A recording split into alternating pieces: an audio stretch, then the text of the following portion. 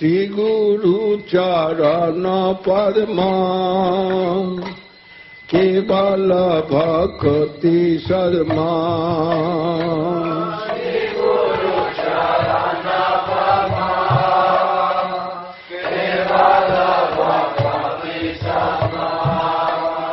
आरे बंद मुई सावधान माते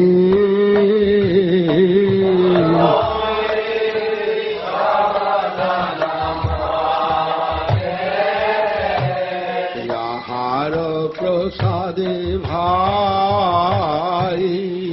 भव तोरिया जाय याहार प्रसादे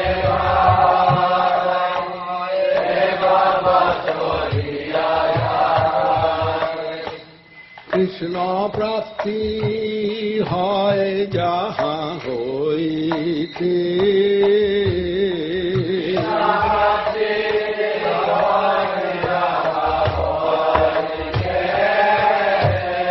गुरु मुख पद्म वाक्य चित्ते करिया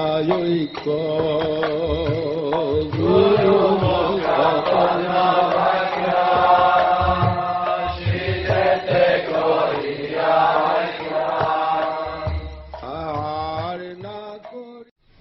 जय श्री गुरु गौरंग बंधविका गिरिधारी गोपीनाथ जय नित्य प्रसंग सिद्धनाथ भक्ति सिद्धांत सरस्वती गोस्वामी प्रभुपाद की जय जय नित्य प्रसंग सिद्धनाथ गौरी किशोरदास गोस्वामी महाराज की जय जय नित्य प्रसंग सिद्धनाथ सच्चिदानंद भक्ति ठाकुर की जय जय नित्य प्रसंग सिद्धनाथ वैष्णव सार्वभौम श्री जगन्नाथ दास बाबा जी महाराज की जय जय श्री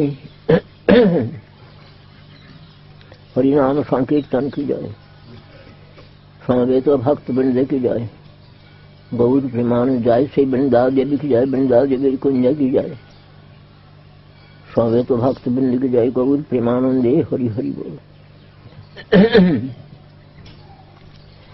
नमो यं विष्णुपादाय कृष्ण पृष्ठाय भूतले श्रीमते भक्ति सिद्धांत सरस्वती नामिने श्रीवार्षभानवी देवी दयिताय कृपाब्धये कृष्ण संबंध विज्ञान दायिने प्रभवे नमो माधुर्योज्जल प्रेमाढ्य श्रीरूपानुग भक्तिद श्री गौर करुणा शक्ति विग्रहाय नमस्तुते नमस्ते गौरवाणी श्रीमूर्तये दीनतारिणे रूपानुग विरुद्धाप सिद्धांत धंत हारिणे नमो गौर किशोराय साक्षात् वैराग्य मूर्तये विप्रलम्भर संबोधे पादाम्बुजाय ते नमो नमो भक्ति विनोदाय सच्चिदानंद नामिने गौरशक्ति स्वरूपाय रूपानुगवराय ते गौराविर्भाव भूमिस्थं निर्दिष्ट सज्जन प्रिय वैष्णव सार्वभौम श्री जगन्नाथाय ते नमो वाञ्छाकल्पतरुभ्यश्च कृपा सिन्धुभ्य च पतितानां पावनेभ्यो वैष्णवेभ्यो नमो नमो नमो महावदन्याय कृष्ण प्रेम प्रदायते कृष्णाय कृष्ण चैतन्य नाम्ने गौरत्युषे नमो हे कृष्ण करुणा सिंधो दीनबंध जगत्पते गोपेश गोपिकाकांत राधाकांत नमस्तुते तप्त कांचन गौरांगी राधे वृंदावनेश्वरी वृषभानुसुते देवी प्रणमामि हरिप्रिये श्रीश्याम सुंदरं कृष्णं राधालिंगित विग्रहं जशोदानंदन नौमि श्री गोपीजन वल्लभं वृंदायै तुलसी देव्यै प्रियायै केशवस्य च विष्णुभक्ति प्रदे देवी सत्यवत्यै नमो नमः जय वृंदावनावनिपते जय सोम सोम मौले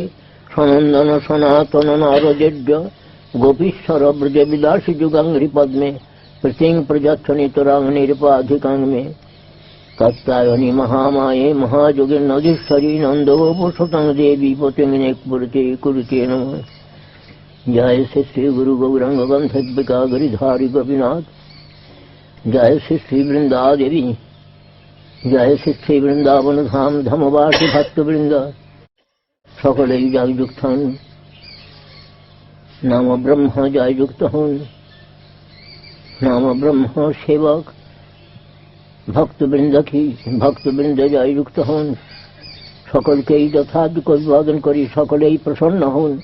ভক্ত গোষ্ঠী সহিত গৌরাঙ্গ জয় জয়, শুনিবে চৈতন্য কথা ভক্তিলভ্য হয়। সমবেত ভক্তবৃন্দ আমি সকলকেই যথার্থ অভিবাদন করি, সকলেই প্রসন্ন হন। আপনাদের কৃপা হলে কিছু ভগবত কথা জিহ্বায় স্ফূর্তি পাবে। আপনারা সকলেই আমি সকলেরই কৃপা প্রার্থনা করছি। আমাদের শ্রীমদ্ ভাগবতে বলছেন, ভাগবত বুঝি হেন যার আছে জ্ঞান, সে না জানে কবু ভাগবতের প্রমাণ। আমরা ভাগবত বুঝতে পেরেছি, এই প্রকার মনে মনে যদি কোনো দম্ভ থাকে তাহলে সে কখনো ভাগবতের কোনো কথা বুঝতে পারে না। সুতরাং আপনারা সকলেই আমাকে কৃপা করুন যেন মনে কোনো দম্ভ প্রবেশ না করে। মায়া নানা প্রকার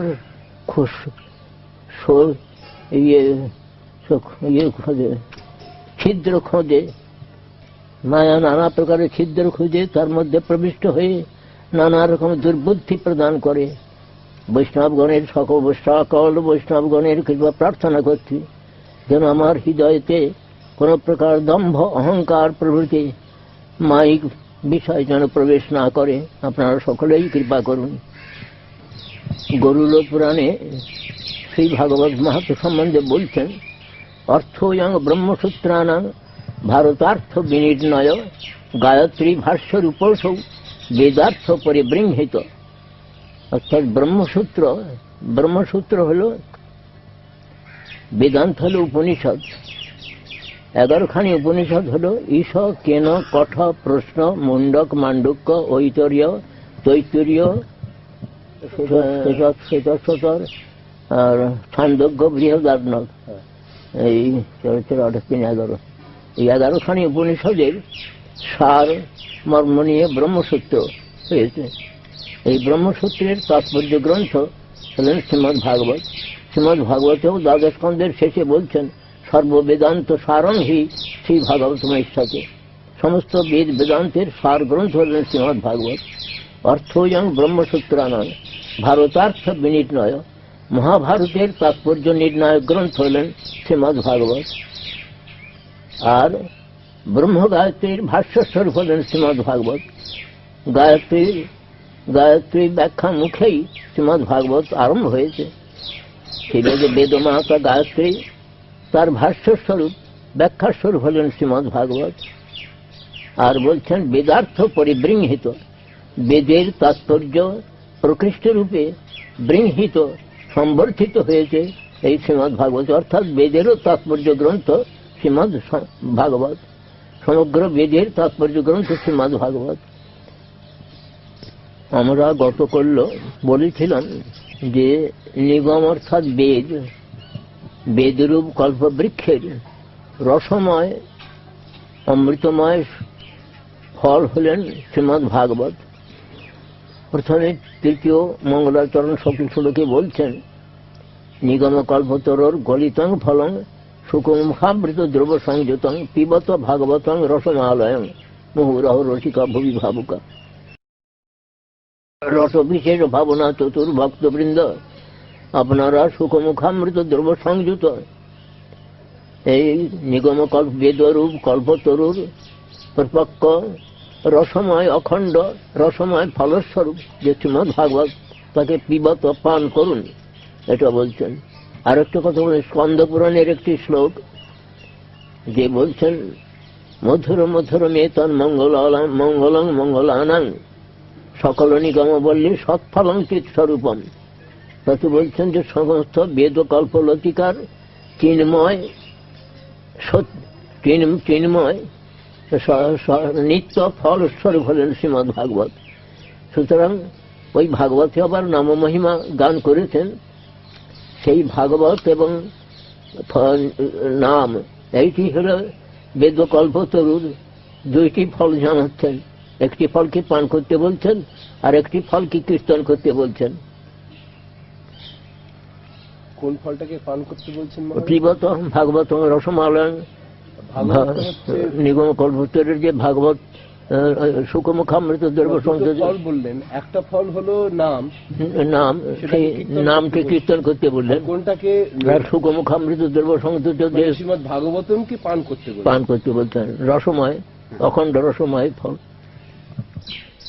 এই শ্রীমদ ভাগবতে গতকাল আমরা বলেছি যে প্রথিত কৈতব পরমধর্ম বর্ধিত হয়েছে, সবই পুংসাং পরধর্ম যত ভক্তির অধক সজে অহৈতুক প্রতিহতা জয়াত্মা সুপ্রসিদতি।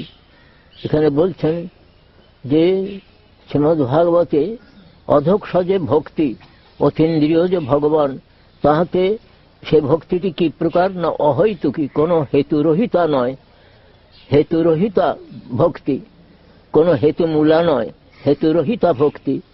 আর অপ্রতিহতা, কোনো বিঘ্নের দ্বারা অভিভূত না হয়, যেটি বিঘ্নের দ্বারা অনভিভূতা, এমন যে ভক্তি, সেই ভক্তি জীবমাত্রেরই পরমধর্ম।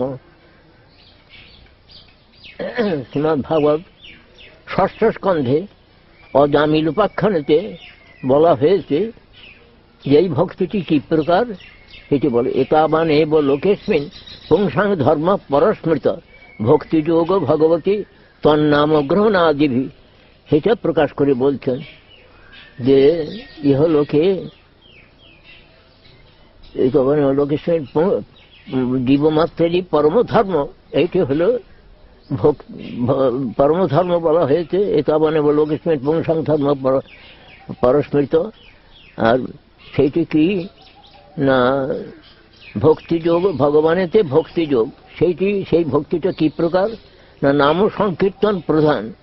এতাবান এব লোকেস্মিন পুংসাং ধর্ম পরস্মৃত ভক্তিযোগ ভগবতী তন্নাম গ্রহণ আদিবি। তার নামগ্রহণ আদি বলে বলছে, নাম সংকীর্তন আদি, তার নাম সংকীর্তনই প্রধান, প্রধান ভক্তি। সেই নাম সংকীর্তন প্রধান যে ভক্তি, ভক্তিযোগ, তাহাই জীবমাত্রেরই পরমধর্ম। এগুলো অজামিল ওখানে বহু নামের মহিমা কীর্তন করেছেন। প্রহ্লাদ মহারাজ নবধা ভক্তির কথা বলেছেন, গতকাল বলেছে। সেই নবধা ভক্তির মধ্যে নাম সংকীর্তনকেই মহাপ্রভু প্রধান বলেছেন। শ্রী সনাতন গোস্বামী পাদ নাম সংকীর্তনকে বলছেন বলিষ্ঠ শ্রেষ্ঠ সাধন। কৃষ্ণ প্রেম লাভের বলিষ্ঠ শ্রেষ্ঠ সাধন হলেন নাম সংকীর্তন। তার আরেকটা কথা বলেছেন পরমাকর্ষ মন্ত্রবৎ। মন্ত্র যেমন আকর্ষণ করে নিয়ে আসে, যেমন চুম্বক লোহাকে আকর্ষণ করে, তেমনি মন্ত্রকে আকর্ষণ করে নিয়ে আসে। সেই প্রকার পরমাকর্ষ মন্ত্রের ন্যায় এই নাম সংকীর্তন তিনি প্রেম ধর্ম প্রদান করেন না। কিন্তু সেই নাম সংকীর্তন কিভাবে করতে হবে সেইটি আজকে আমরা একটু আলোচনা করব। এই নাম গ্রহণ করতে হলে পদ্মপুরাণে বলেছেন 10টি অপরাধ শূন্য হয়ে এই নাম গ্রহণ করতে হবে। আমাদের শ্রী গুরুপাদ বন্ধু যখন আমাদেরকে হরিনাম প্রদান করেন, সেই সময়তে এটা বলে দিয়েছিলেন যে 10 অপরাধ শূন্য হয়ে এই নাম গ্রহণ করবে। সেই অপরাধের 10টি অপরাধের কথা পদ্মপুরাণেতে লিখিত হয়ে আছে। সেই পদ্মপুরাণের কথাটি আমি বলছি এখানেতে। শতাং নিন্দা নামন পরমপরাধং বিতনিতে যত খ্যাতিং জাতং কথম উ সহতে তৎ বিগরহাম। এটি হল প্রথম নিন্দা। শতাং নিন্দা, সাধু নিন্দা, বিশেষভাবে বৈষ্ণব নিন্দা। নামন পরমাপরাধং বিতনিতে বিস্তার করে, নামের পরমাপরাধ বিস্তার করে, অর্থাৎ বৈষ্ণবরাধটি ভয়ানক সাংঘাতিক অপরাধ। সেটি বলছেন কেন না যিনি নাম মাহাত্ম প্রচারক, যে ভক্ত বৈষ্ণব বিষ্ণু ভক্ত, সেই তার যদি নিন্দা করা যায়, নাম বলছেন আমি তোমাকে কি প্রকারে কৃপা করি, যত খ্যাতিং জাতং কথম উ সহতে তৎ বিগরহাম। যার থেকে নামের মহিমা প্রচারিত হয়, যে বৈষ্ণব থেকে, বৈষ্ণবের মুখ দ্বারা নামের মহিমা প্রচারিত হয়, সেই তাকে যদি তুমি নিন্দা করো, নাম বলছেন, তবে তোমাকে আমি কি করে কৃপা করব। শতাং নিন্দা নামন পরমাপরাধং বেতনতে যত খ্যাতিং জাতং কথম উ সহতে তদ্বিঘরহম। সুতরাং বৈষ্ণবরাজ থেকে বিশেষভাবে আমাদেরকে সাবধান হতে হবে। আমার শ্রী রূপ গোস্বামী প্রভু, ছিলেন মহাপ্রভু, শ্রী রূপ গোস্বামী প্রভুকে প্রয়াগ দশাশ্বমেধ ঘাটে যে শিক্ষা প্রদান করেছিলেন তাকে রূপশিক্ষা বলে চৈতন্য চরিতামৃতে প্রচারিত। যেমন সনাতন শিক্ষা কাশী দশাশ্বমেধ ঘাটে, সেই রূপশিক্ষা স্থল হল প্রয়াগ দশাশ্বমেধ ঘাটে। সেই রূপশিক্ষা আরম্ভ করছেন, ব্রহ্মাণ্ড ভ্রমিতে কোন ভাগ্যবান জীব গুরু কৃষ্ণ প্রসাদে পায় ভক্তিলতা বীজ। মালি হইয়া সেই বীজ করে আরোপণ, শ্রবণ কীর্তন জবে করয়ে সেচন। উপজিয়া বাড়ে লতা ব্রহ্মাণ্ড ভেদি যায়, বিরজা ব্রহ্মলোক ভেদি পরব্রহ্ম পায়। মালি হইয়া সেই বীজ করে শ্রবণ কীর্তন জবে করে, হ্যাঁ বলেছি। উপজিয়া বাড়ে লতা ব্রহ্মাণ্ড ভেদি যায়, বিরজা ব্রহ্মলোক ভেদি পরব্রহ্ম পায়। তদুপরি যায় লতা গোলক বৃন্দাবন, কৃষ্ণচরণ কল্পবৃক্ষ করে আরোহণ। এর মধ্যে বিশেষভাবে সাবধান করছেন, যদি বৈষ্ণব অপরাধ উঠে হাতি মাতা, উপরে বা ছিন্ডে তার শুকি যায় পাতা। সুতরাং বৈষ্ণব অপরাধ থেকে বিশেষভাবে সাবধান হতে হবে। তাকে মত্ত হস্তির সঙ্গে তুলনা করছেন। মত্ত হস্তি সে যেমন লতা সব ছিঁড়ে ফেলে দেয়, সেই প্রকার যে বৈষ্ণব অপরাধী মত্ত হস্তি সেই ভক্তিলতাকে আক্রমণ করে। ভক্তিলতাকে একেবারে উপড়ে ফেলে দিতে পারে না, ছিন্ন ভিন্ন করে দেয়। সুতরাং তাতে ভক্তি বাধা পায়।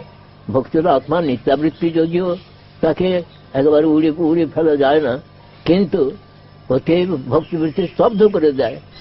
সেইটাই হল সাংঘাতিক, বড় সাংঘাতিক অবতার। সুতরাং এই জন্যে বৈষ্ণবরাজ থেকে বিশেষভাবে সাবধান হতে বলছেন সাধককে, যে যখন এই লতা উঠবে সেই সময়তে মত্ত হস্তির স্বরূপ বৈষ্ণব অপরাধ যেন কোন রকমের ওই ভক্তিলতাকে আক্রমণ না করে। বৈষ্ণবে অপরাধটা কি প্রকারে হয় সে আমি দু একটা দৃষ্টান্ত দিচ্ছি। বৈষ্ণবের জাতি বুদ্ধি একটা অপরাধের বিষয়। মহাপ্রভুই বলছেন, কিবা বিপ্র কিবা নাসি শূদ্র কেন নয়, যেই কৃষ্ণ তত্ত্ববেত্তা সেই গুরু হয়। গুরুদেবের প্রধান লক্ষণ হল কৃষ্ণ তত্ত্ববেত্তৃত্ব। তিনি ব্রাহ্মণী হন, যে কোনো বর্ণ বা যে কোনো আশ্রমে তিনি থাকুন না কেন, তিনি যদি কৃষ্ণ তত্ত্ববিদ হন তাহলে তাঁরই গুরুত্ব এটা স্বীকার করতে হবে। আর বৈষ্ণবের কথা বলছেন, নিচ জাতি নহে কৃষ্ণ ভজনে অযোগ্য, সৎকুল বিপ্র নহে ভজনের যোগ্য। যেই ভজে সেই বড় অভক্তহীন ছাড়, কৃষ্ণ ভজনে নাই জাতি কুলাদি বিচার। বর্ণাশ্রম ধর্মের কোন বিচার কৃষ্ণ ভজনের মধ্যে নাই। যদি আমরা সেই বৈষ্ণবে জাতিবুদ্ধ করতে যাই, বৈষ্ণবের লেখাপড়া কতটুকু জানেন না জানেন এই দেখতে যাই, তার কতটুকু টাকা পয়সা কি আছে না আছে দেখতে যাই, সমাজে তার কি প্রকার আছে দেখতে যাই, এতে আমাদের বৈষ্ণব বিচার হবে না। বৈষ্ণবের চরণে অপরাধ করে ফেলে দেব। যে কোনো কুলে বৈষ্ণব জন্মগ্রহণ করতে পারেন, কিন্তু তাকে ওই সমস্ত সব কুলধন নিয়ে এই সমাজ বিচার করতে হবে না, সেটা বলছেন। তথাপিও সর্ববন্ধ সর্বশাস্ত্রী কহে, তিনি সকলের বন্ধনীয়। তিনি চণ্ডাল কুলে উদ্ভূত হলেও তিনি সদ্গুরু পদাশ্রয়ে যদি বিষ্ণু মন্ত্রে দীক্ষিত হয়ে তিনি যদি বিষ্ণু পূজা পরায়ণ হন, তাহলে তার বৈষ্ণবতা স্বীকার্য।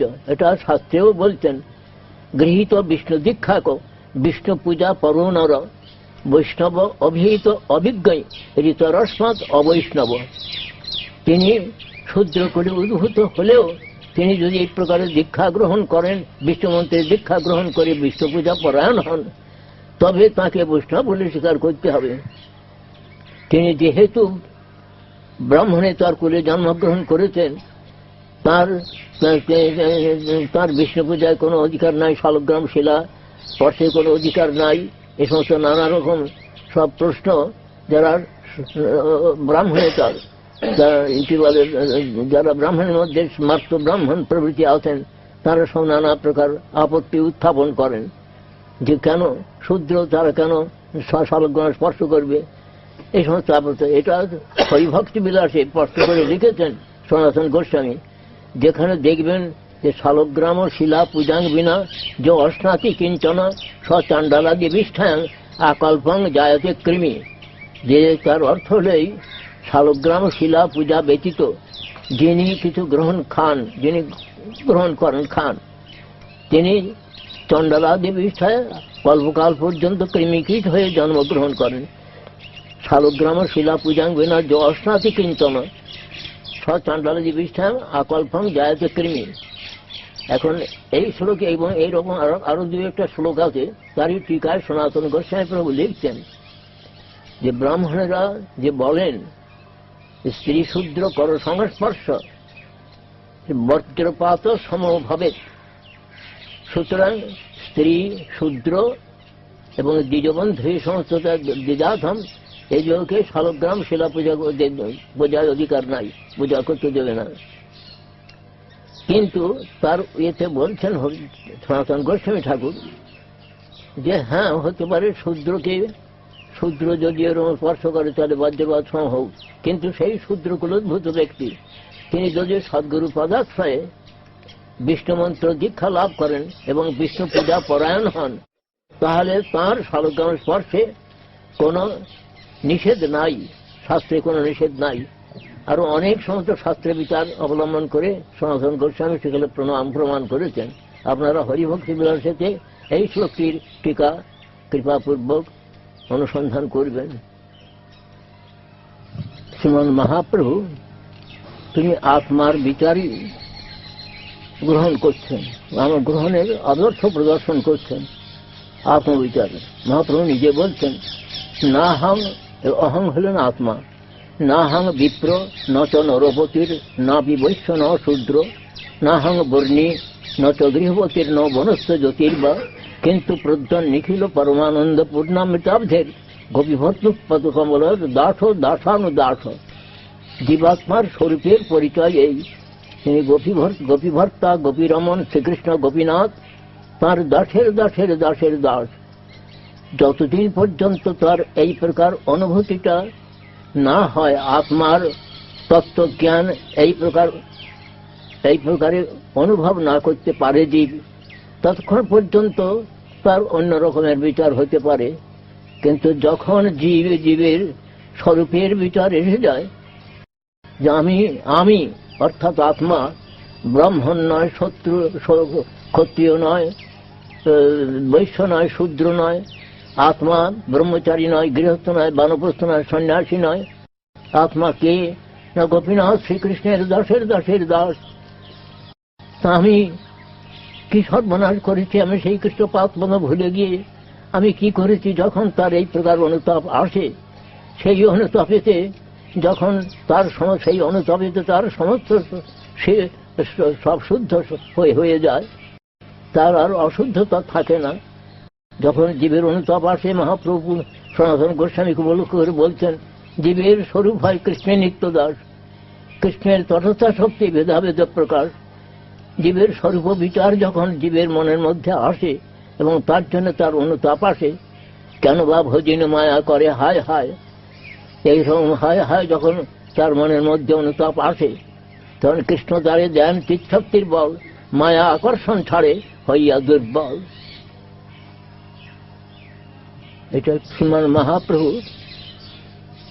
তিনি কোন কৃষ্ণ ভজনে জাতকুলের বিচার কিছু করেন নাই। দেখা যাচ্ছে কেন করেন নাই না, জীবাত্মা নিয়েই তো সব সমস্ত বিচার আমাদের। এই শরীরটা নিয়ে আমরা কথা বলতে যে কথা মনে করতে যে এই শরীরটাই যদি আত্মা, তা তো নয়। এই শরীরটার মধ্যে সেই আত্মা বলতে একটি সূক্ষ্ম জ্যোতির মতন একটি আছে, সেইটি থাকার জন্যে এই সমস্ত সব কর্ম করছে, এগুলো সব কর্ম করছে। তো সেইটি যখন মানুষের অনুভূতির বিষয়ে যে আমি অর্থাৎ আত্মা, আমি কৃষ্ণ দাসানুদাস, তখন তো তার আর অশুদ্ধতা থাকে না। তো সেই জন্য বলছেন অর্চে বিষ্ণব শিলাধীর গুরুসু নরমতির বৈষ্ণবের জাতিবুদ্ধির বিষ্ণুর বা বৈষ্ণবানাং কলিমলমথনে পাদতীর্থ অম্ববুদ্ধি। শ্রী বিষ্ণুর নামনি মন্ত্রে সকল কলুষহে শব্দ সামান্য বুদ্ধি। বিষ্ণু সর্বেশ্বরে সেই তদিতর সমধীর্যস্ব বা নারকীশ্বর। এরা নরকগতি লাভ করেন, নারকীয় বিচার এটি দেখাতেন। অর্চনীয় যে বিষ্ণুমূর্তি, তাতে যদি শিলাবুদ্ধি, সাধারণ পাথর বুদ্ধি যদি করা যায়, শালগ্রামে পাথর বুদ্ধি যদি করা যায়, গিরিধারীতে পাথর বুদ্ধি যদি করা যায়, গোবর্ধন শিলাতে পাথর বুদ্ধি করা যায়, তাহলে নরকগতির বিচার হয়ে গেল, তার নরকগতি। এই অর্থে বিষ্ণু শিলাধীর গুরুসু নরমতি, গুরুদেবেতে সদ্গুরু পদ আখ্যায় করে, গুরুতে যদি মনুষ্য বুদ্ধিতে বলা যায় ও ইনি ব্রাহ্মণ নয়, তা পাথর উচিত করে খাওয়া যাবে না। এই সমস্ত নানা সব কদর্য বিচার আসে মানুষের। তাহলে তার গুরুপদাশ্রয় তো চলে গেল, গুরুকে অবজ্ঞা করে ভগবান তার প্রতি চিরকালের জন্য অসন্তুষ্ট হলেন। কেননা সুদামা বিপ্রের উপাখ্যান আমরা দেখতে পাই। মহাপ্রভু কৃষ্ণ বলছেন সুদামার সখাকে, তার গলা ধরে বলছেন যে ভাই, না হম ইজ্জা প্রজাতিভ্যাং তপসোপসমেন বা তুষ্যাং সর্বভূতাত্মা গুরু শুশ্রূষয়া যথা। আমি গুরু সেবার দ্বারা যেমন প্রীত হই, এমন আমি এই সমস্ত বর্ণাশ্রম ধর্ম সুষ্ঠুভাবে পালন করলে তাতে আমি সন্তুষ্ট হই না। নিজে গুরু সেবার আদর্শ প্রদর্শন করলেন স্বয়ং ভগবান। সুদামা বিপ্রের সঙ্গে সারা রাত সমস্ত বিকেলবেলা গিয়েছেন, মস্ত বড় একটা কাঠের বোঝা নিয়েছেন, কাঠের বোঝা নিয়ে বাড়ি আসবেন সন্ধ্যের আগেই। এর মধ্যে একবার আকাশ ঘন ঘটাচ্ছন্ন হয়ে গেল, হয়ে যে সমস্ত সব বনভূমি প্লাবিত হয়ে গেল। শুধু জল বৃষ্টি নয়, তার সঙ্গে শিলাবৃষ্টি, ঝড়, এই সমস্ত সব হয়ে সব সারা দিন সেই কাঠের বোঝা মাথায় করে সারা রাত্রি দুই সখা বলেন কৃষ্ণ সুদামাকে বলছেন, ভাই তোর মনে আছে এই কথা? তো হ্যাঁ, কেন মনে থাকবে না ভাই? এই সারা রাতে স্বয়ং ভগবান কৃষ্ণ, তিনি অনন্তকোটি বিশ্ব ব্রহ্মাণ্ডের কারণ যিনি, সর্বকারণ যিনি, তিনি আমাকে এই আদর্শ প্রদর্শন করছেন। কেন না, গুরুতে যদি কোনো প্রকার মর্তবুদ্ধি হয়ে যায় তাহলে সর্বনাশ হয়ে যাবে, তাহলে আর সাধন ভাজন কিচ্ছু হবে না, এটা বলছেন। কিন্তু অবশ্য আমি এই কথা বলছি, আপনারা বলবেন যে ওর গুরুর এটা মহিমা ইয়ে করবার জন্য, ওর নিজে পুজো নেবার জন্য বড় ইচ্ছে হচ্ছে, তা নয়। তত্ত্বটা আমি বলছি, গুরুতে যদি কোনো প্রকার মরণশীল মানব বুদ্ধি এসে যায়, তাহলে সাধন ভজন সব ভট্টসাৎ হয়ে গেল, কিছুই নয়। এই জন্য ভগবান বিশেষ করে ওই কাঠের বোঝা মাথায় নিয়ে সারা রাত ওরকম জলে ভিজেছেন আর দেখেছেন। তিনি যে স্বয়ং ভগবান, তিনিও কাঠের বোঝাটা করে ঝুলিয়ে রাখতে পারতেন না, কেন ওরকম দেখালেন? এই প্রকারকে গুরুতে যদি মনুষ্য বুদ্ধি এসে যায়, সাধারণ মানুষের মতন বুদ্ধি যদি এসে যায়, তাহলে তার সর্বনা নরকগতি হয়। অর্থে বিষ্ণব শিলাদির গুরু নরমতির বৈষ্ণবের জাতিবুদ্ধি, যেতে কুলে বৈষ্ণবের জন্ম কানে নহে, তথাপিও সর্ববন্ধ পূজনীয়, সর্বশাস্ত্রে কহে, যে কোনো কুলে উদ্ভূত হতে পারেন। তাহলে এখানে ইউরোপ, আফ্রিকা, আমেরিকা বাদ তো যাচ্ছে না। পৃথিবীতে আছে যত নগরাদি গ্রাম, সর্বত্র প্রচার হোক মোর নাম। মহাপ্রভু যদি ওদিকে যদি ঘৃণা থাকতো, দাদা আমি বামনের ছেলে, আমি ওদের হাত জল খাবো কেন, ওদের করবো কেন, ওদের কাছে মন্ত্র দেবো কেন? তাই মহাপ্রভু তো সে বিচার করেন নাই। মহাপ্রভু বিচার তিনি অবলম্বন ফেলছেন। তার মতো এক প্রকার উদার বিচার কোনো অবস্থায় প্রদর্শিত হয় নাই। তর্কে বিষ্ণু শিলাদির গুরু নরমতির বৈষ্ণবী জাতিবুদ্ধি, এমন বৈষ্ণবীতে যদি কোন প্রকার জাতিবুদ্ধি করা যায়, উনি ব্রাহ্মণ বৈষ্ণব, উনি শূদ্র বৈষ্ণব, উনি ব্রাহ্মণ বৈষ্ণবের পাতের একটু উচ্ছিত নেওয়া যেতে পারে, আর শূদ্র বৈষ্ণব প্রণাম করে যাবে। এরকম মানুষের সব বিচার ভিতরে আছে, সেগুলো সমস্ত সব হলো সব সাংঘাতিক বিচার, তাতে নরকগতি অবশ্যম্ভাবী হয়ে যাবে। খুব সাবধান হতে হবে। তারপরে বলছেন বিষ্ণুর বা বৈষ্ণবানাম কলিমল মথনে পাদতীর্থ বুদ্ধি। বিষ্ণু বা বৈষ্ণবের কলিমথনকারী কলিমলম বিনাশী যে পাদতীর্থ যে চরণ জল, তাতে যদি ওই প্রকার যে জাতিবুদ্ধি করা যায় তাহলে নরকগতি অবশ্যম্ভাবী। বিষ্ণু বা বৈষ্ণবানাং কলিমলমথনে পাদতীর্থম বুদ্ধি। হ্যাঁ, সাধারণ জল বুদ্ধি হয় যদি, তাহলে সর্বনাশ। তারপরে বলছেন যে সেই বিষ্ণুর নাম মন্ত্র হলো সকল কলুষ বিনাশী। সেই নাম মন্ত্রে যদি সাধারণ শব্দ বিচার হয়ে যায় তাহলে নরকগতি।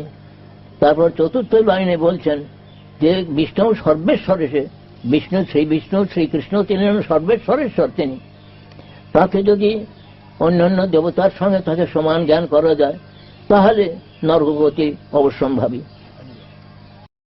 মহাপ্রভুর এই আত্মবিচারটি আমাদের বিশেষভাবে গ্রহণীয়। এই আত্মবিচারেই তিনি সর্বত্র তিনি প্রেম ফল বিতরণ করতে বলেছেন।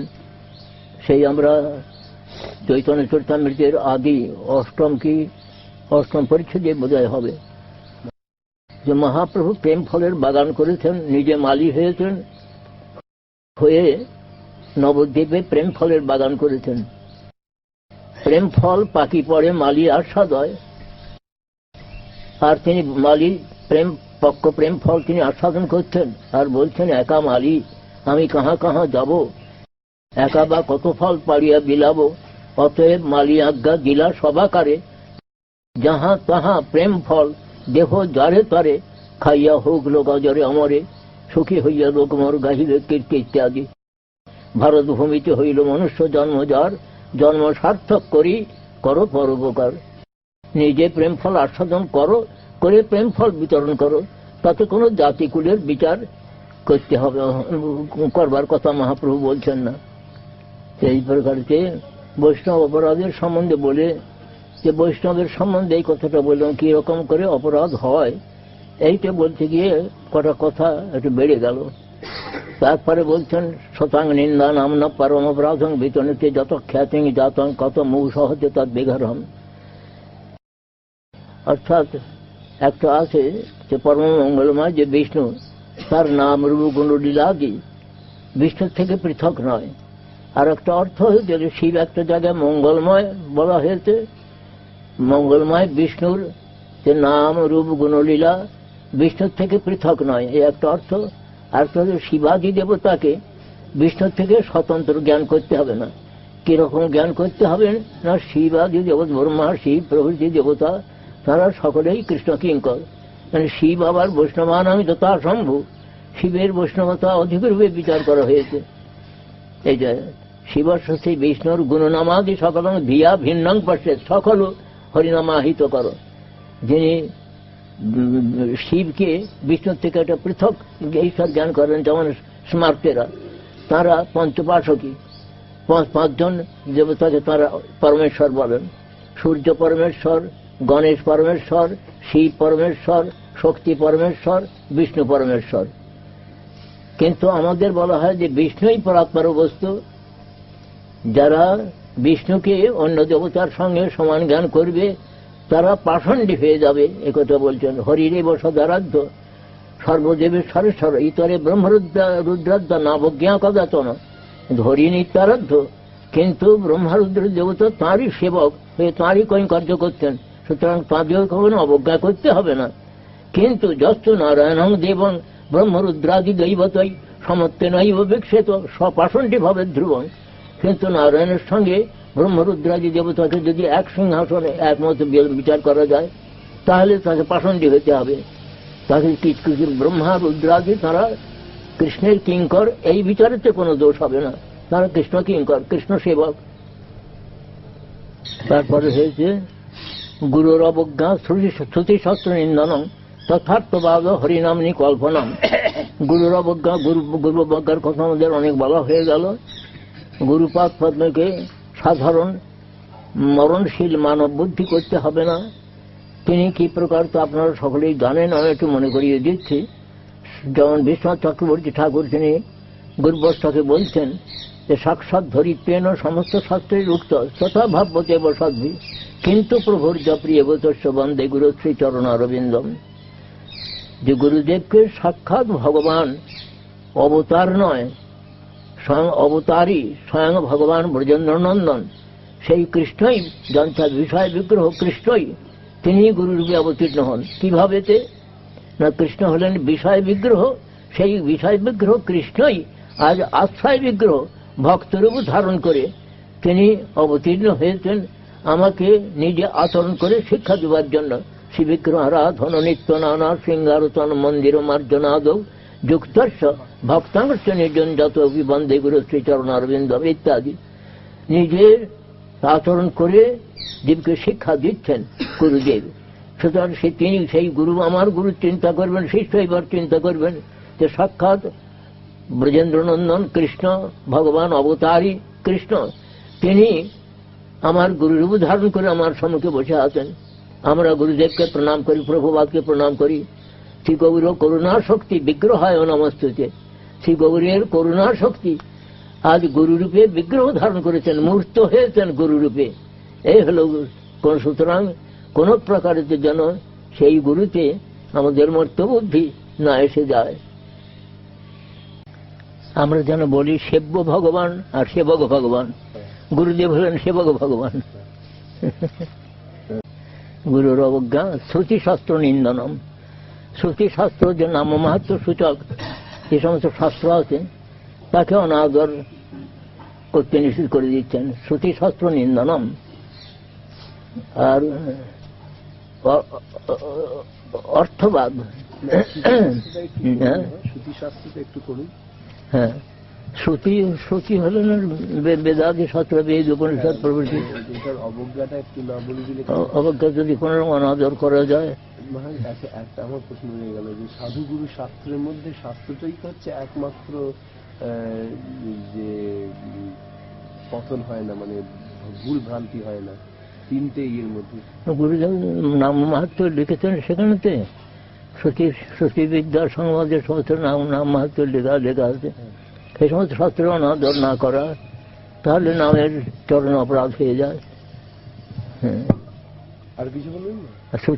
শ্রুতি শাস্ত্র নিন্দনম তথার্থবাদ হরিনামনি কল্পনাম।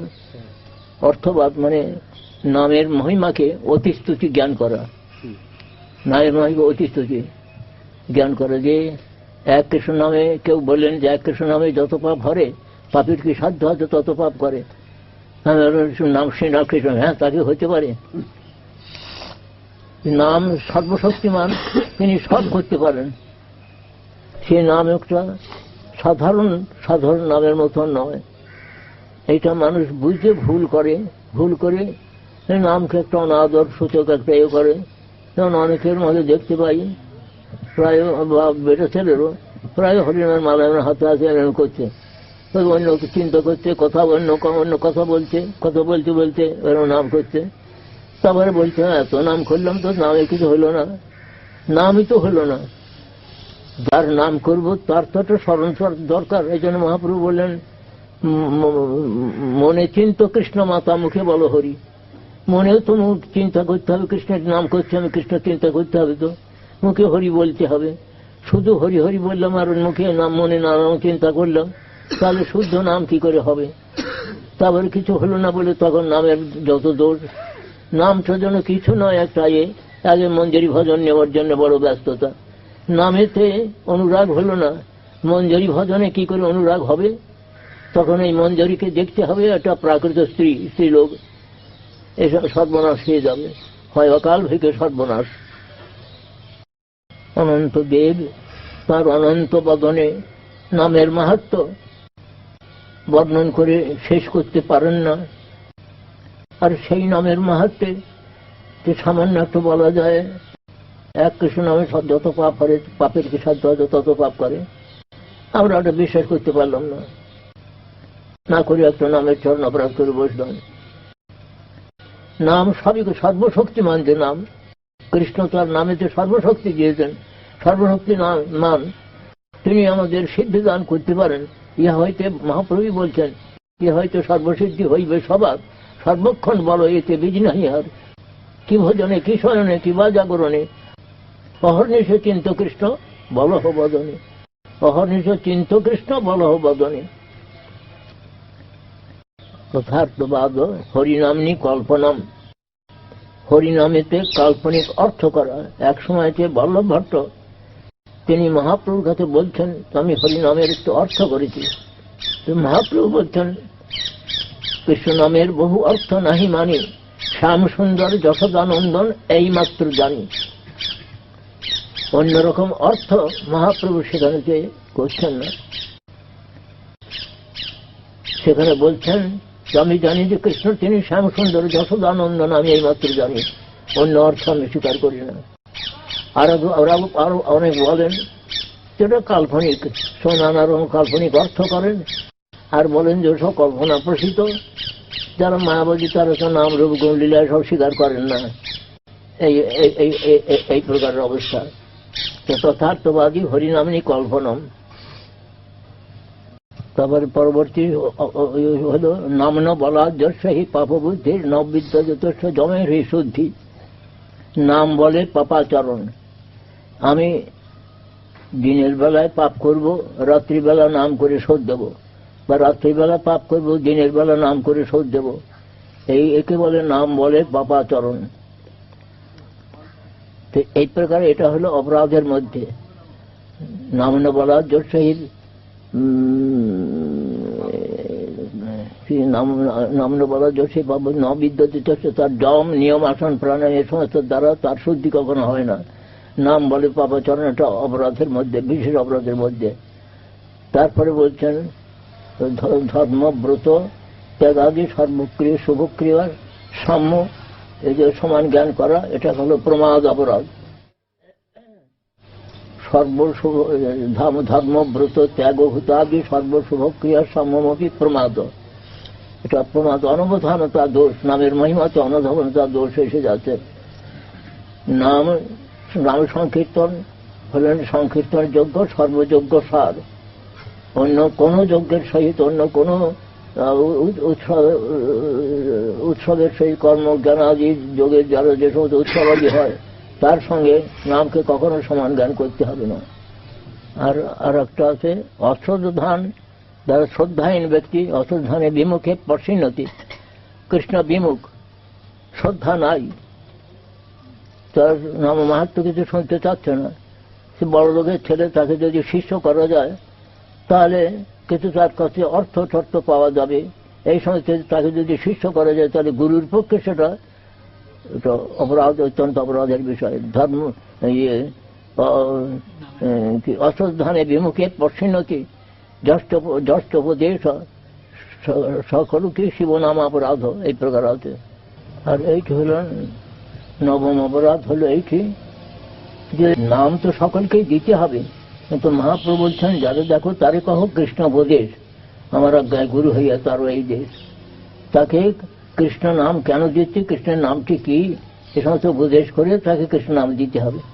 তার শ্রদ্ধা নাই, কিছু নাই, সে অন্যদিকে মন করে রয়েছে, বিমুখ, তার বহির্মুখ ব্যক্তি, তার কিছু শুনতে চাইবে না, তাকে জোর করে দিয়ে নামের মালা ঝোলা দিলাম, এই সমস্ত নামের চরণে অপরাধ হয়ে যায়। গুরুর পক্ষে এটা বলছেন। আর একটা দশম অপরাধ হলো এই। আর দশমটি বলছেন যে নাম মাহাত্ম এত শুনে টুনেও, বহু নাম মাহাত্ম শ্রবণ করেও শ্রুত্বাপি নাম মাহাত্ম জপ প্রীতিরহিত অধম, যে ব্যক্তি সেই নামেতে প্রীতিরহিত হয় সে অত্যন্ত দুর্ভাগা, জপ প্রীতিরহিত অধম। তাকে সে কেন হয় সেটা অহং মমাদি পারম, অহং মমাভিমান তার বড় বেশি। নানা রকম অহং মমাভিমান, আমি ব্রাহ্মণ, আমি পণ্ডিত, আমি কুলীন, আমি এই সমস্ত নানা রকম সব অহংকার টহংকার আসে। অহং মমাদি পারম নামনি সোপি অপরাধকৃত, নামের চরণের সেও অপরাধ করে বসে। এটা হলো দশম অপরাধ, সে সাংঘাতিক অপরাধ। এত মাহাত্ম পুনঃ শ্রবণ করতে, শ্রবণ করলে সমস্ত সব এর কথা নারণ করে সেটা অগ্রাহ্য করে, সে নামের চরণে মহা অপরাধী হয়। প্রায় দেখা যায়, আমার সঙ্গে একদিন, এই কিছুদিন আগের কথা, একজন খুব বড় পণ্ডিত স্কলার, তিনি এসে বলছেন ও সব হাইপোথেসিস, সব কল্পনা টল্পনা, ওর সমস্ত কিছু ভগবান, ওর সমস্ত কিছু নয়, সব কল্পনা করে দোকানে এসেছে একবার সব বৃথা করে দিলেন। ব্যাসদেবকে একবার উড়িয়ে দিলেন। ব্যাসদেবের জন্য কত পয়সার অভাব হয়েছিল, তিনি বইয়ের দোকান করবেন বলে সৌম্যাপ্রাস আশ্রমে না খেয়ে না দিয়ে অনেক গ্রন্থ লেখালেন। গণেশকে 4 হাত দিয়ে গণেশকে দেখালেন, গণেশকে দিয়ে দেখালেন। এজন্য কোনো মূল্য নাই, ব্যাসের কোনো মূল্য দিচ্ছে না। জানি আমাদের ভারতের জানিয়ে বৈশিষ্ট্য, পারমার্থিক ভারতের বৈশিষ্ট্য জানিয়ে ব্যাসদেব কি করলেন, 4 ভাগে বেদ 4 ভাগে বিভক্ত করলেন, ইতিহাস পুরাণ এ সমস্ত রচনা করে মনে সুখ পাচ্ছেন। তারপরে আবার এই শ্রীমদ্ ভাগবত তারপর সংশোধন করে সেই সভা আবার সুখদেবকে পড়ালেন। সুখদেব সেইটা পরীক্ষিত মহারাজকে শোনালেন। সুখ পরীক্ষিত সংবাদ আবার উগ্রসভা সুত গোস্বামী আবার নবমী চরণে 60,000 ঋষিকে বললেন, ক্রমে ক্রমে যেই পড়াতে এর কোনো মূল্য নাই, মূল্য দেন না তারা। আমাদের এই যে কিছু কেউ বিজ্ঞান পড়ুন বা যাই করুন এই সংসার করে, এইগুলোরই বহুমানন আছে, এই পরমার্থের কোনো বহুমানন নাই। এটা বড় দুঃখের কথা। আর একটি বিশেষ কথা এই নাম তো সর্বশক্তিমান, আবার কৃষ্ণ হইতেও নামের মহিমা অধিক। কেন না, নামের কৃপা অত্যধিক বেশি। এটা শ্রী রূপ গোস্বামী প্রভু তাঁর নামাষ্টকে এটি বলছেন, বাচ্চং বাচক মিত্রে দেইতি ভবত নাম স্বরূপোদ্যায়ং পূর্বস্মাৎ পরমে মহান্ত তত্রাপি করুণং জানিমহে যস্তস্মিন বিহিত অপরাধনে প্রাণী সমান্তাৎ ভাবে দাক্ষিণে যেম পার্শ্ব ছবি সদানন্দামুদম মধ্যতি। নামই অপেক্ষাও নামের করুণা অধিক। এইটার নামের বৈশিষ্ট্য হলো এইটি। আমরা সংক্ষেপে কিছু বৈষ্ণব অবদানের কথা বলছি, কিছু সময় বেশি নেওয়া হয়ে গেছে, এই জন্য আর এখন আর বেশি বলা সম্ভব হলো না। প্রশ্ন নেব, প্রশ্ন কয়েকটা ইয়ে করবো। হ্যাঁ, জিজ্ঞেস করছি যে নবধা ভক্তিতে নামকেই প্রধান স্থান দেওয়া হয়েছে। সব সম্বন্ধ আছে, যেমন 64টি ভক্তঙ্গের মধ্যে মহাপ্রভু কৃষ্ণদাস কবিরাজ গোস্বামী 5টি কেউ করেছেন, বা রূপ গোস্বামী যেহেতু ভক্তি সন্ধ্যা কি বলে ভক্তির সমৃদ্ধ সিন্ধুকে বলেছেন 5টি। সাধু সঙ্গ, নাম কীর্তন, ভাগবত শ্রবণ, মথুরাবাস, শ্রীমতীর শ্রদ্ধায় সেবন, সবটি দরকার। হয়তো সাধু সঙ্গে যে সমস্ত করলে তাহলে শীঘ্র শীঘ্র প্রেমের উদয় হয়। সাধু সঙ্গ, কৃষ্ণ নাম, সাধু সঙ্গ, নাম কীর্তন, ভাগবত শ্রবণ, মথুরাবাস, শ্রীমূর্তির শ্রদ্ধায় সেবন, সকল সাধন শ্রেষ্ঠ এই 5 অঙ্গ। কৃষ্ণ প্রেম জন্মায় কৃষ্ণের অল্প সঙ্গ, এক অঙ্গ সাধু কিংবা সাধে বহু অঙ্গ, নিষ্ঠা হইতে উপজয় প্রেমের তরঙ্গ। এর মানে হলো যে নিষ্ঠা ব্যতীত এ সমস্ত প্রেম লাভের সম্ভাবনা হয় না, নৈষ্ঠিকতা।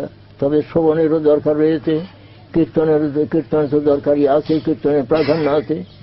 যখন সমস্ত প্রথমে যখন ভাগবত আরম্ভ হলো, মহারাজ প্রাধান্য আছে, কিন্তু অন্য অঙ্গগুলোকে কৃষ্ণ প্রেম দিতে পারে, এটাই হলো প্রশ্ন।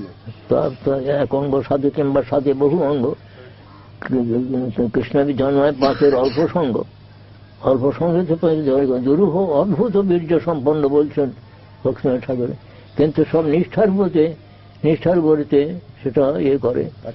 আর সাধু সঙ্গের কথা না বললেও সাধু সঙ্গে ব্যতীত কোনো কিছু হবে না, কোনো ভক্তাঙ্গ হবে না। এই আরেকটা জিনিস মহারাজ, নাম যেহেতু খুব সহজ সরল ভাবে ইয়ে করা যায় বলেই নামকে এত প্রাধান্য দিই। নামকে বলা যাচ্ছে আমাদের ভক্তি সন্দর্ভ বিচার রয়েছে যে শ্রবণং কীর্তনং বিষ্ণু স্মরণং পাদসেবনং অর্চনং বন্দনং দাসং সক্ষম আত্মনিবেদনম। এই ভক্তির মধ্যে বলছেন যে শ্রবণেরও প্রয়োজনীয়তা রয়েছে, তবে কীর্তন তো আমাদের স্থাপন করা যাচ্ছে। তারপরে স্মরণ, যদি অন্য ভক্তি কলু করতে তথা কীর্তনাখ্যা ভক্তি সংযোগে নইব, কীর্তনাখ্যা ভক্তিকেই প্রধান আখ্যা দিচ্ছেন। কীর্তন ব্যতীত স্মরণ হবে না। এই জন্য সব শেষে গোস্বামী প্রভু তার উপদেশের মধ্যে দিচ্ছেন যে তন্নাম চরিতাদি সুকীর্তনানুস্মৃত্য ক্রমেণ রসনা মনসী নিজ যতিষ্ঠান ব্রজে তদনুরাগী জনানুগামী কালম রাহে অখিল মিত্য বোধে সারম। রসনার মন এটা ক্রম বলছেন যে রসনা বলতে গেলে, কীর্তন বলতে গেলে তো শ্রবণ আছে, শ্রবণ না হলে কীর্তন হয় না। তো শ্রবণের সুষ্ঠু শ্রবণেতে সুষ্ঠু কীর্তন, আর সুষ্ঠু কীর্তনের সুষ্ঠু স্মরণ ক্রমে ক্রমে ক্রমে ক্রমে চলছে। সবই দরকার আছে, কিন্তু সেই কীর্তনেকেই, কীর্তনকা ভক্তিকেই প্রধান দিচ্ছেন। আর এই তো কেন দিচ্ছেন যে কীর্তন বৈত স্মরণে আমাদের মনের যে সমস্ত অনর্থ টনর্থ নিবৃত্ত হয়ে মনের সংযোগ হতে হয় না। কীর্তন করতে করতে করতে করতে স্মরণাখ্যা ভক্তির হবে। সেই জন্য বলছেন যদ্যপি স্মরণ করিয়া তদা কীর্তনাখ্যা ভক্তি অপরিত্যাগে নইব। কীর্তনাখ্যা ভক্তির পরিত্যাগ করতে বলছেন না। তাহা মালিক সেতে নিত্য শ্রবণ কীর্তন জল, যখন আবার কৃষ্ণচরণ কল্পরিকে উঠেছেন সেখানেও শ্রবণ কীর্তন জলসেচন কার্য চলছে। আর কীর্তনরা কবিরাজ গোস্বামী বলছেন নববিধা ভক্তিপূর্ণ নাম হইতে হয়। কবিরাজ গোস্বামীর আদি লীলাতেই বলা আছে এটা, নববিধ ভক্তিপূর্ণ নাম হইতে হয়। যদ্যপি অন্য ভক্তি কলও কর্তব্য তদা কীর্তনাখ্যা ভক্তি সংযোগে নইব। অন্য ভক্তি করতে হলে কীর্তনাখ্যা ভক্তি সংযোগিতা করতে হবে। কীর্তনটা বাদ দেওয়ার কথা বলছেন না। ষড় গোস্বামীর যে ভজন, রঘুনাথ দাস করে ভজন যা দিয়েছেন কবিরাজ গোস্বামীর চৈতন্য চরিতামৃত, তার দেখতেন কোন গোস্বামী তারা নাম সংকীর্তনটা বাদ দিয়ে স্মরণ করেন নাই।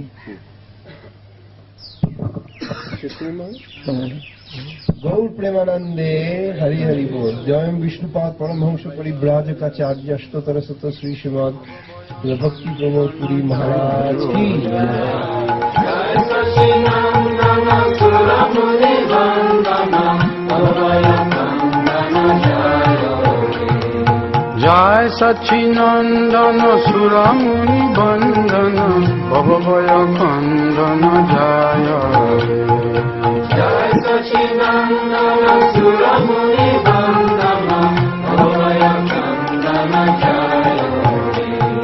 जय हरि कीर्तन नाटन वादन जय हरि कीर्तन नाटन वादन जय हरि कीर्तन नाटन वादन जय हरि कीर्तन नाटन वादन कलिमल खातन जय हे कलिमल खातन जय हे कलिमल खातन जय हे कलिमल खातन जय हे नारायण पुरंदर स्वरूप स्नेहदार नारायण पुरंदर स्वरूप स्नेहदार विश्वम्बर विषय कल्याणा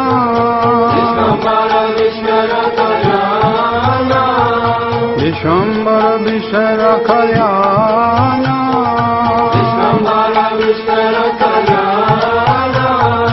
जय लक्ष्मी विष्णु प्रिय विश्वम्बर प्रिय हिर जय प्रिय किंकर ईशाना जय लक्ष्मी विष्णु प्रिय विश्वम्बर प्रिय हिर जय प्रिय किंकर ईशाना जय लक्ष्मी विष्णु प्रिय विश्वम्बर प्रिय हिर जय प्रिय किंकर ईशाना जय लक्ष्मी विष्णु प्रिय विश्वम्बर प्रिय हिर जय प्रिय किंकर ईशाना सीताय दैतराय मालिनी श्रीवास जाय सीताय दैतराय मालिनी श्रीवास जाय जय चंद्रशेखर